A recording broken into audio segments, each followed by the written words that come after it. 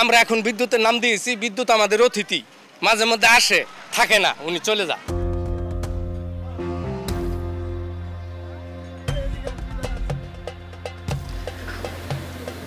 অচল হয়ে আছে কারখানা, বিদ্যুৎ না থাকায় বন্ধ উৎপাদন।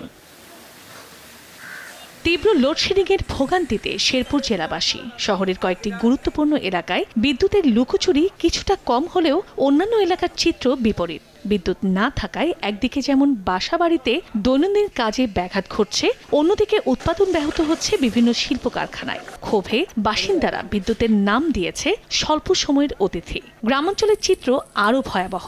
সেচ সংকটে কৃষিকাজ ব্যাহত হচ্ছে অভিযোগ স্থানীয়দের।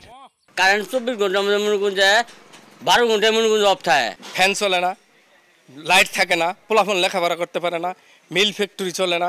আমরা এখন বিদ্যুতের নাম দিয়েছি, বিদ্যুৎ আমাদের অতিথি, মাঝে মধ্যে আসে, থাকে না, উনি চলে যান। কৃষিকাজে বেকার করতেছে, সময় মতো আমরা সেচের পানি দিতে পারতেছি না।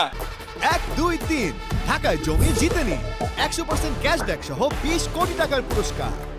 তবে শহর গ্রামে তীব্র লোডশেডিং থাকলেও বিদ্যুৎ বিভাগের দাবি, জেলায় কোনো লোডশেডিং নেই। চাপাতলি সাব স্টেশন চালু হয়েছে এবং আমাদের সেচ এবং গরম কম থাকায় এবং বৃষ্টি থাকায় লোডশেডিং এই মুহূর্তে অলমোস্ট নাই।